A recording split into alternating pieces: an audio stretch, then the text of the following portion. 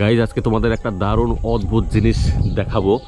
তোমরা লক্ষ্য করতে পারছো নিশ্চয়ই, দেখতে পাচ্ছ একটি তাল গাছ। এই তাল গাছে একটা দারুণ জিনিস তোমাদের আজকে আমি দেখাবো, যেটা সচরাচর কিন্তু দেখা যায় না আজকাল, প্রায় বিলুপ্ত হওয়ার পথে। এই জিনিসটা বেশিরভাগ ক্ষেত্রে খেজুর গাছ এবং এই তাল গাছেই দেখা যায়। সেটাই কিন্তু আজকে আমি তোমাদের দেখাবো পুরো ফাঁকা মাঠের মধ্যে। যে তোমরা দেখতে পাচ্ছ ফাঁকা মাঠের মধ্যে আমি আছি। তো এই ফাঁকা মাঠের মধ্যে এই তাল গাছটি রয়েছে। যেহেতু খেজুর গাছ প্রায় নেই বললেই চলে, সব কেটে শেষ করে ফেলেছে, তো কয়েকটা তাল গাছ রয়ে গেছে গ্রামের মধ্যে। তো সেই তাল গাছেই কিন্তু এই জিনিসগুলো এখন দেখা যাচ্ছে। অনেক বিগত কয়েক বছর ধরে কিন্তু আমরা দেখতে পাইনি।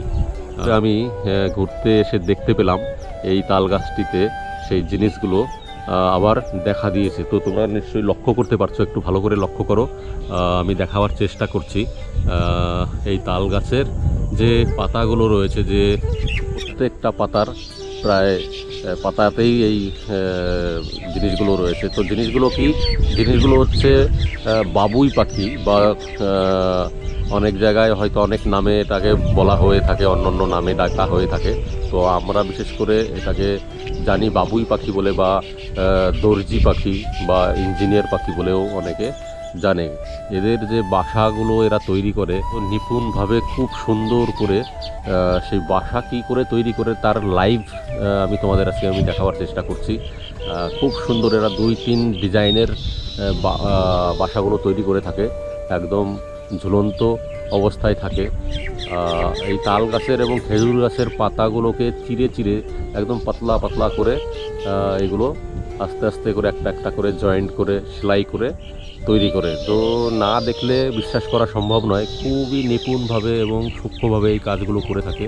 এবং যদি কাছ থেকে দেখা যায় তো হেভি সুন্দর, এবং সেটা ভাবতে বা কল্পনা করতে অবাক লাগবে যে এরা কী করে তৈরি করে। এইগুলো একটা মানুষের পক্ষে কিন্তু সম্ভব নয়।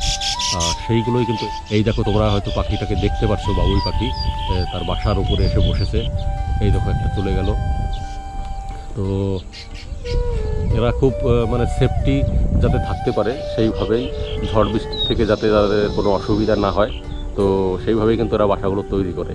এবং দোদুল্যমান, সবসময় এরা হাওয়ায় তুলতে থাকে এই বাসাগুলো। তো তোমরা নিশ্চয়ই দেখতে পাচ্ছ, আমি চেষ্টা করছি তোমাদের দেখাবার। পাখিগুলোও রয়েছে এবং তারা এই তাল গাছের পাতা ছিঁড়ে ছিঁড়ে এনে বাসাগুলো তৈরি করছে কীভাবে, লাইভ তোমাদের আজকে আমি দেখাবার চেষ্টা করছি। গ্রামে যারা বসবাস করো তারা হয়তো কোথাও কোথাও দেখে থাকবে, কিন্তু যারা আমার শহরবাসীরা বন্ধুরা আছো তাদের হয়তো এগুলো দেখার সৌভাগ্য হয় না। তো আজকে আমি সেটাই দেখাবার চেষ্টা করছি তোমাদের। আশা করি তোমাদের ভালো লাগবে। ভালো লাগলে অবশ্যই ভিডিওটিকে তোমরা প্রত্যেকে একটি করে লাইক দিয়ে আমাকে উৎসাহিত করবে পরবর্তী ভিডিও বানাবার জন্য। আর সম্ভব হলে বন্ধুদের মধ্যে শেয়ার করেও এই জিনিসটি দেখাবার সুযোগ করে দেবে। তো দেখো বাসাগুলো কীভাবে তৈরি করেছে, সত্যি ভাবতে গেলে অবাক লাগে, এত সুন্দর করে কী করে এরা তৈরি করতে পারে। তো ভালো করে লক্ষ্য করলে হয়তো দেখতে পাবে, যেহেতু আমি একদম নিচ থেকে দেখাবার চেষ্টা করছি, উপরের দিকে অনেক পাতা রয়েছে, তো তার জন্য একটু অন্ধকার বলে মনে হচ্ছে, ক্লিয়ার আসছে না ভিজুয়ালটা।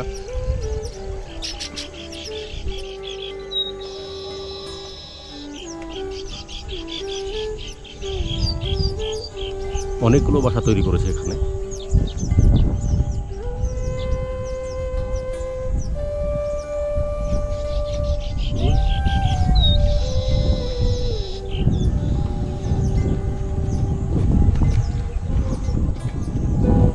পাখিগুলো এই যে বাসার একদম যেমন ঘরের কোনায় আমরা ফুলদানি রাখার যে ফুলদানিগুলো বড় বড় পাওয়া যায়, তার আকারেই কিন্তু এই বাসাটি তৈরি হয়েছে। একদম ভিতর দিয়ে টুক করে ঢুকে যায় ভিতরের মধ্যে একদম।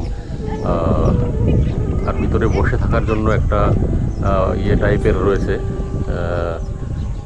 যেমন আমরা খাঁচার মধ্যে পাখিদের দাঁড় করাবার জন্য একটা ডান্ডা টাইপের দিয়ে থাকি, এখানেও কিন্তু এরা নিজেরাই তৈরি করে নিচ্ছে সেটা দাঁড়াবার জন্য, বসার জন্য।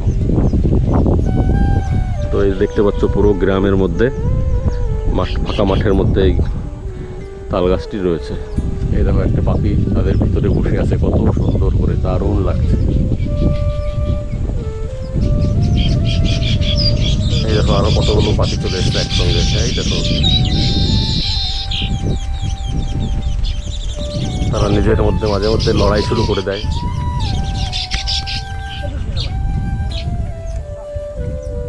ভাবতে গেলে কিন্তু খুবই অবাক লাগে যে একটা তাল পাতার উপরে কী করে এরা এই জিনিসটাকে স্থাপিত করছে, তৈরি করছে। তো ঠিক আছে গাইজ, আজকে এইটুকুই ছিল তোমাদের সাথে শেয়ার করার। সম্পূর্ণ ভিডিও দেখার জন্য অসংখ্য ধন্যবাদ।